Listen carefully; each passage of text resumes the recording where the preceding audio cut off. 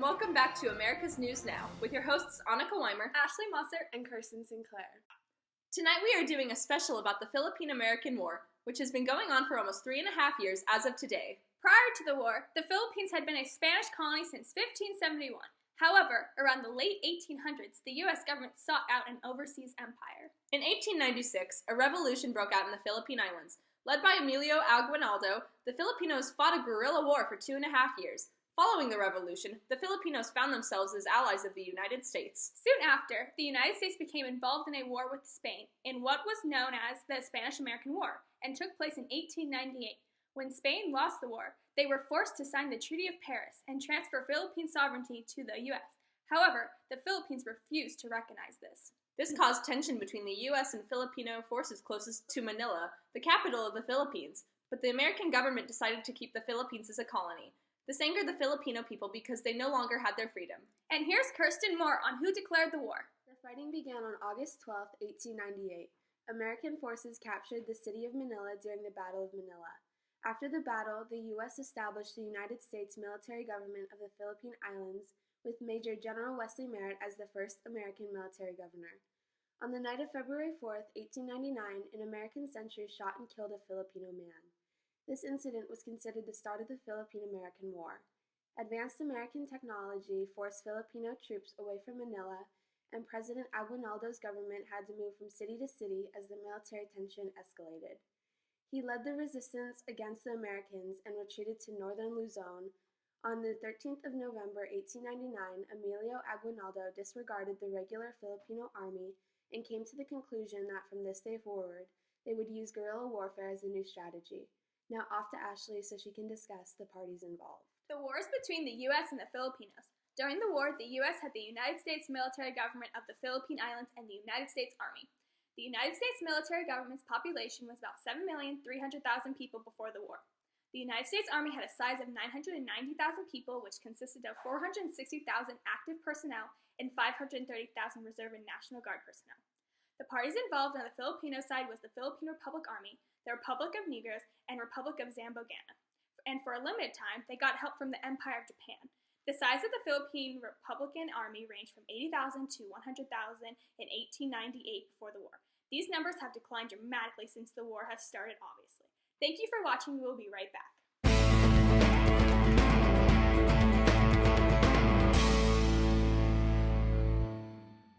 Need a refreshing, tasty drink that's more satisfying than just plain old water? Then you need a glass of Coca-Cola. Invented in 1886, this drink will delight your taste buds and leave you feeling great all day long. As of this year, we've refined our product to only give you the high you need from the delicious caffeine in our soda. Coca-Cola, delicious and refreshing.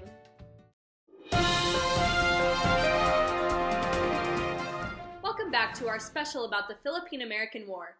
Before our break, my fellow reporters discussed the causes of the war and the armies involved. Now, it is time to talk about the actual battles. The Philippine-American War was broken up into 2 phases. The first phase lasted from February to November 1899 and focused on Aguinaldo's many failed attempts to fight a conventional war against the American troops. Entering the war, the United States had obvious military advantages, including a trained fighting force, enormous supply of military equipment, and control of the Philippine archipelago's waterways. Filipino forces suffered from shortages of ammunition and weapons, and complications arose due to the complexity of the geography of the Philippines. Aguinaldo's military tactics early on in the war proved to be a mistake, as the Filipinos lost several of their men. This led to the second phase of the war, where the Filipinos began employing guerrilla-style warfare. The fighting during the war was vicious in every aspect. Filipino forces captured American soldiers and terrorized anyone associating with American forces. Additionally, U.S. forces burned villages, tortured guerrilla fighters, and implemented civilian reconcentration policies. Furthermore, many civilians died as a result of the war. Diseases such as cholera and malaria, food shortages, and agricultural crises. One account of the brutality of the war comes from the Philadelphia Ledger, in an excerpt from November 1901. The present war is no bloodless, opera bouffe engagement.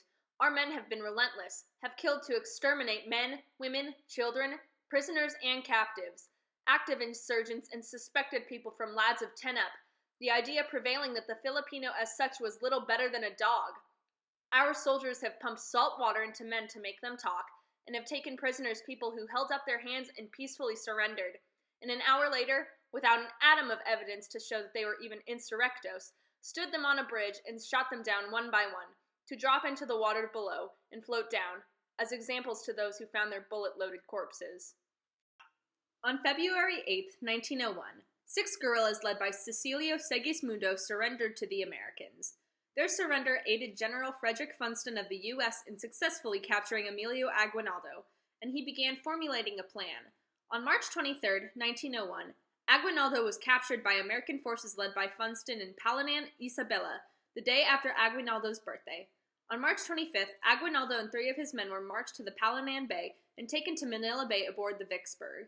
In Manila, Aguinaldo was presented to General Arthur C. MacArthur, Jr. as a prisoner of war, but was treated as his guest until April 20th, 1901. Since this date, the fighting has stopped, but the Philippine-American War has still not ended.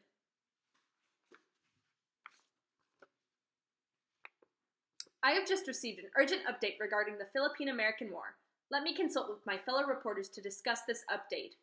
We interrupt with breaking news that the Philippine-American War has just ended. On this day, July 4th, 1902, the U.S. President Theodore Roosevelt proclaimed a full and complete pardon and amnesty to all the people in the Philippine archipelago and those who participated in the conflict. After all that, the death toll on the Filipinos was about 20,000 of their troops, and 200,000 civilians were lost from combat, hunger, and disease. On the American side, about 4,300 Americans were lost. Of those people, 1,500 died in battle, while about twice of that died from disease. That's all we have for now, folks, and back tomorrow for more on info on this, and much, much more!